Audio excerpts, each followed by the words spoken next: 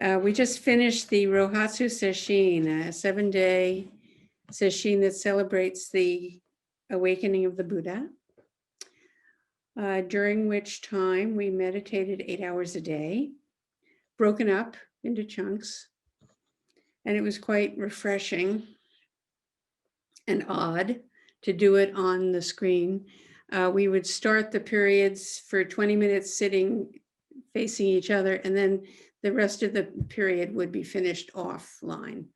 So we had a variety of settings for our meditation, but we did the usual sesshin routine, which is early waking and sitting, a chanting service. We did samu, which is work practice, and we did the meal chants, and we had a Dharma talk every day, and then Sanzen as well. So there's a lot of practice. And the thing that that really struck me, one of many things, is how wonderful the breath is. This practice, which is so simple and so profoundly effective in helping us be really alive, recognize the wonder of our lives. So I'd like actually tonight just to talk about something very simple, which is breath practice. Sometimes, I don't know about you, well, a number of you have been sitting for a really long time, and then a couple are newer to it. But for so long, I was told to follow the breath or count the breath. And I didn't do it because I thought I was being given a beginner's practice. And like, I didn't want a beginner's practice. So I led with my attitude. And for years, I tried to figure out what I was supposed to be doing. And if I just followed the directions, I would have gotten to what I figured out years into it, which is following the breath. Following the breath. So, do you know what your practice is? Very often people come to me and they've been sitting a while, and I say, so what is your practice? And they don't know. So I think it's always good to go back to the basics, which is why I feel like I'm giving myself permission to talk about breath practice tonight. It is simple and it's reliable. No matter how long you've been practicing, how many insights you've had, how much you've read, we always come back to the breath. We never leave aside from the breath. So let's talk about it. In Zazen, we begin with posture. The Zazen posture is really a yogic posture. I mean, we approach it with the same attitude, which is that we are completely embodying the upright posture. There are 4 positions that we can meditate in: sitting, standing, walking, and lying down. But tonight I'm going to talk about sitting practice.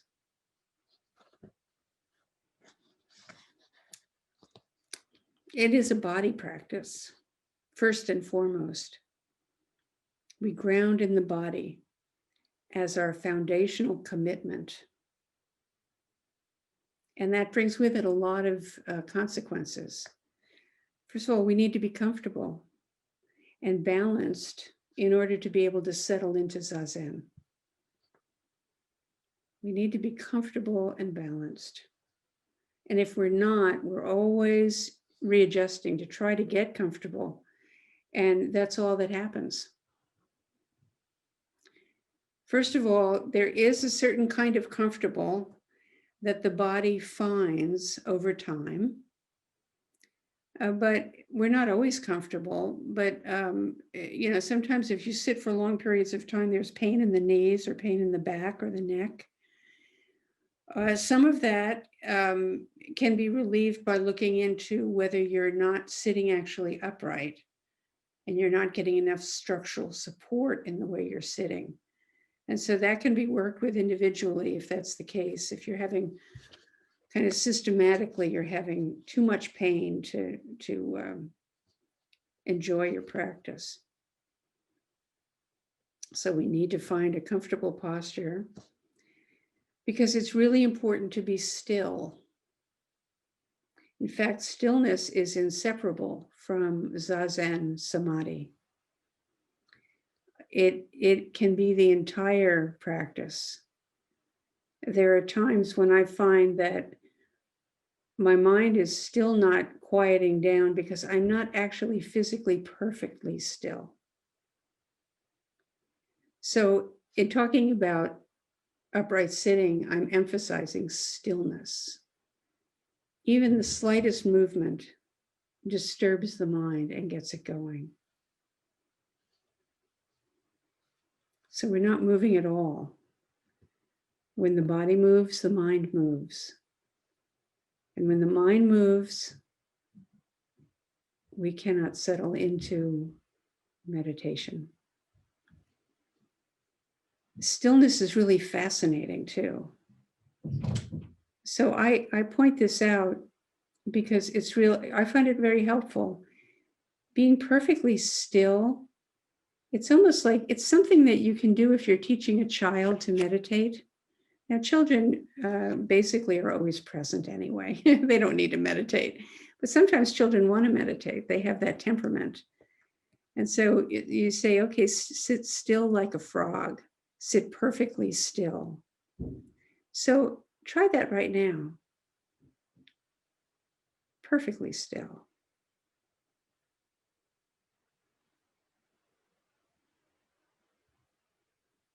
And you know how that, you see how that centers the mind right away, right down the central channel, perfect stillness. And the only thing that's moving is the beating heart and any of the parts of the body involved in breath.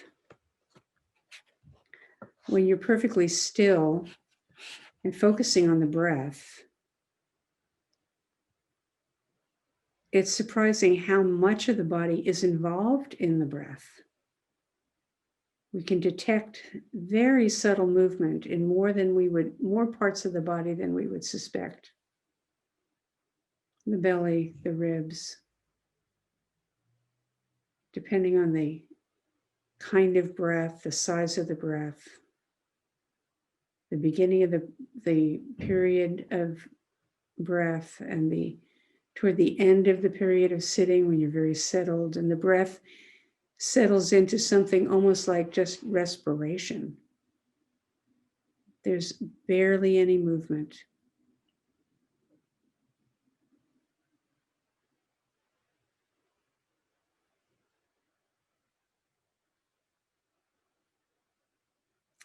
And in Zazen, body and mind are doing the same thing. You'll notice that often if you're sitting and the intention is to do Zazen, but the body, even if it's very still, can be held in a certain position, like there can be tension in the facial muscles or in the hands or the arms.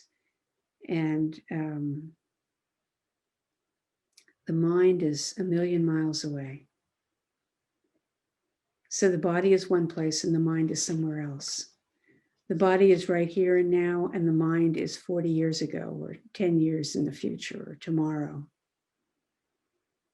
So really mind and body doing the same thing, being in the same place is something that we notice when we are settled into our Zazen. The posture needs to be really stable, which means that the body has a triangular base. The knees are lower than the navel. The hips are tipped forward, which means that the spine is upright. without having to hold yourself up. You're just positioned, kind of the geometry of the body supports the upright spine. And we can do this in a chair, just so long as the knees are lower than the navel. So we want to elevate the butt just slightly with a cushion. We can do it in a bench, sitting bench, a seiza bench, or we can do it on a zafu, knees lower than the navel. So experiment with that with yourself and see if you can find just the lovely stability. And the knees are not perfectly together, they're slightly apart. So you have the triangular base, hips tip slightly forward, and the spine is rising up. And the chin is even, parallel with the ground. The eyes are open, but just slightly. And the reason for that is to let the light in to stay alert. And also to be able to be accustomed to being really present when the visual field is filled with variety. If we close the eyes when we meditate, then a certain kind of concentrated state only happens with closed eyes. And it's harder to integrate it into everyday life. When we open our eyes, it dissipates immediately. Whereas if we are meditating with slightly open eyes, we don't distinguish between meditation and ordinary presence in any formal way. We don't build it into the form. You get what I mean by that? If we close our eyes, then the form for meditation is closed eyes. But if we keep them slightly open, then eyes are open whether we're in our activity or whether we're in meditation. The upper body lifts skyward, is light and easy. The eyes are slightly open.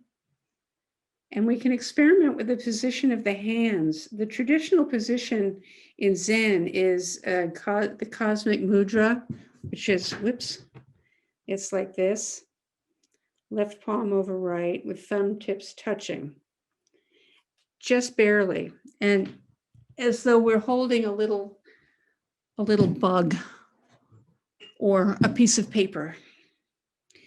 And the explanation for this I heard from one of my very early teachers, who was the meditation master at Eiheiji Temple. He said it's like the tip of the thumbs lie along the lung meridian. And so when we are in this posture, we are helping the free flow of qi in the body. But there are other mudras to use. You can use the earth mudra, which is, let's see, I have to do it on my, it's like this, which is very strong and grounding. So if the mind is really jumping around, that earth mudra is a good one to use, held just below the navel. Some people just really love to keep their hands open on their knees. So if that is your want, go for that. But it's really interesting to experiment with the different mudras when you're doing Zazen to see if you can notice a difference in the quality of attention when the hands are in different positions. So once we establish the posture and are still, we take up the focal practice, which can be anything, really, that we rest and that we place our attention on and we rest in, and what works for you.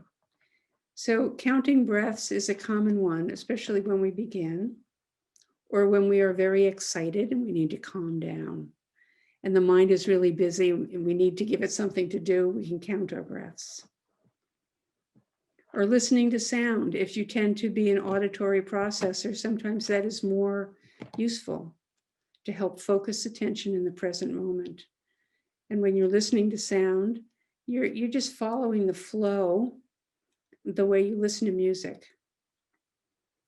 When you're listening to music, you don't, maybe you do, but I don't.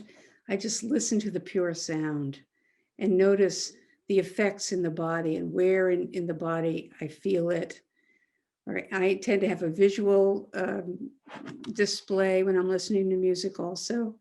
So you can just really, if that's your practice, you can work with that.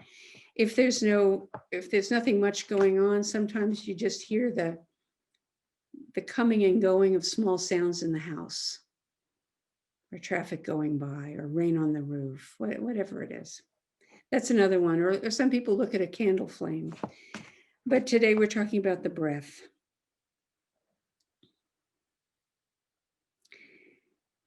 When we begin, it's really useful to rest simply in the breath.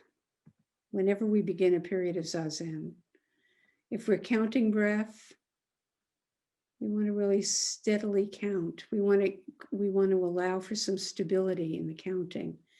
Aiken Roshi used to call that counting breath perception, where you really fall into it. You really fall into the counting and nothing else is going on. The counting counts itself. We're following the breath is like that too. After a while, there's no effort at all needed. It takes over. The will, the separate will, loses its job. And there's just the breath, natural flow. This practice is very practical. Using the breath is very practical because no matter where we are, we're always breathing as long as we're breathing. So even in random moments when following the breath is our practice, we can bring it in anytime, not just in formal meditation. Waiting online, going for a walk. We tend to really take that on as our part of our functioning. Conscious, aware breathing can be really refreshing. And during the day, when things are going on, you can just do one breath zazen. In the midst of turmoil, one breath zazen. One full in breath and out breath. Because our lives are one thing after another. So using breath and one breath zazen or 3 breath zazen is very brief and flexible practice. And it helps us enjoy the endless display of activity in our lives. And it can help us bring our wholeheartedness to any activity. And it can help us remember the precepts. When we encounter a situation that's a little bit challenging, 1 breath, 3 breaths brings us back to what is most important, what is most supportive of well-being for ourselves and others. So breath never ceases, and awareness of it always brings us back to our true home in this moment. In the sutra, it says, going and coming, we never leave home. That's right. We're always right here in the breath. There's so much to notice. So if you, and a couple of people noted this during this session, that they seriously, committedly took up the practice of just following breath.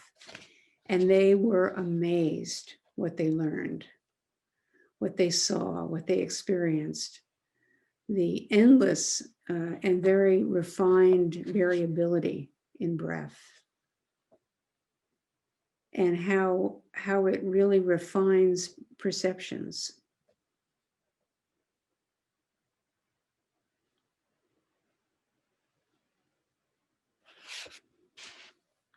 So when we do in Zen, we do breath practice. We're not talking about doing the kind of breath that is used in other disciplines, like yoga, for instance, where you might practice yogic breathing, alternate nostril breathing, or putting a certain count on the inhale and a certain count on the exhale. Because we're not doing breath, we're doing awareness practice. So we're using the breath to ground us in awareness, which is why we call it a focal practice. My teacher said there are 600 focal practices. If you're a musician, your tone is your focal practice, right? If you are riding horses, the relationship with the horse and your body is the focal practice. If you're swimming, again, breath is the focal practice, and the stroke, whatever it is. So we can use anything as our focal practice to stay in awareness. So we're not asking the breath to perform in any way, not in a certain way, but we're just giving over our will to control the breath. We're falling into the breath. We're falling in with the breath.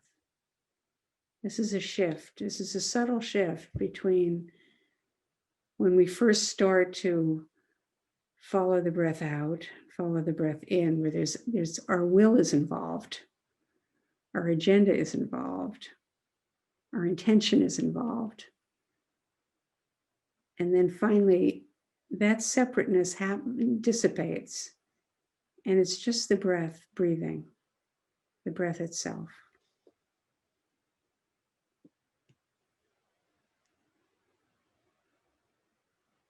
No separation.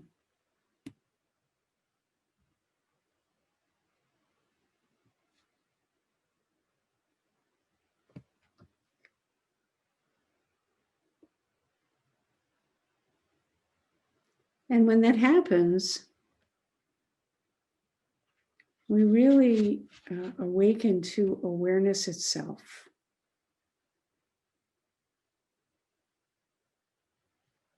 Which is infinite.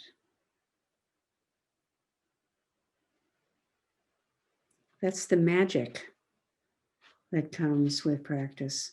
If you do a long retreat, one of the things that comes with a long retreat is a sense of magic. And partly because the mind is no longer having its way with awareness. But so much of that has fallen away, and it's just awareness itself. And I'm thinking of an example from this morning when I was washing the dishes. I get a lot of Dharma mileage from washing the dishes. And standing at the sink and immersing my hands in a tub of warm, sudsy water.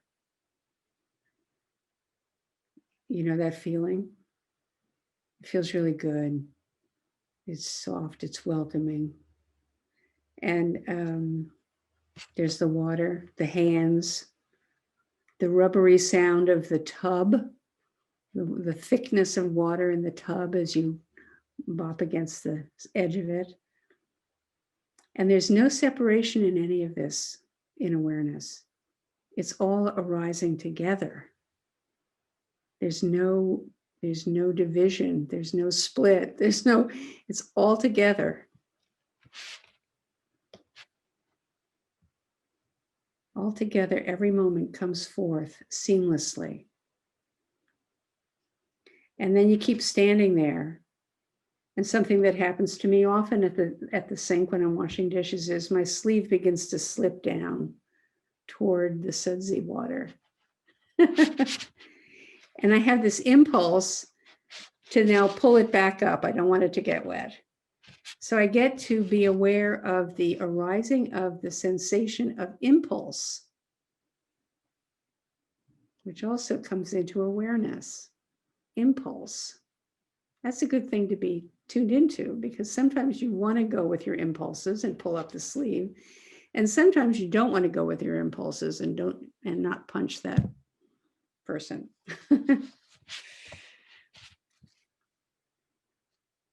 And you can be aware in the body too, if the muscles pulling up the sleeve and the sense on the skin of that draw of the cloth up the skin. So there's no separation in this whole body of awareness.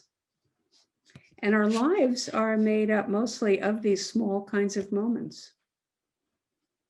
When we quiet the roof brain chatter and slow down enough to bring awareness to them, we realize the dharma of our ordinary life, the way it goes, what it is, what makes it up, in all of its infinite detail, with no discontinuity anywhere. Not a hair's breadth deviation is the phrase that's in the sutra.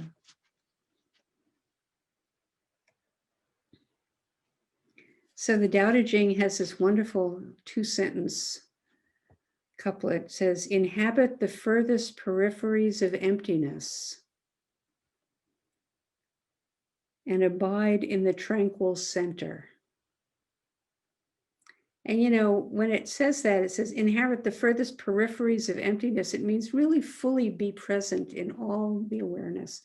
Try to see the edges of awareness. How far does it extend? How far does it extend? The peripheries of emptiness. Emptiness as opposed to form. So awareness, in this case, the peripheries of awareness, and abide in the tranquil center. And that's really this beautiful description of Zazen.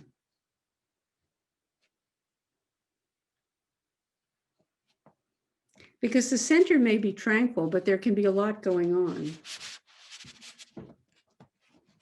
The center is just concentrated. Awareness is just open.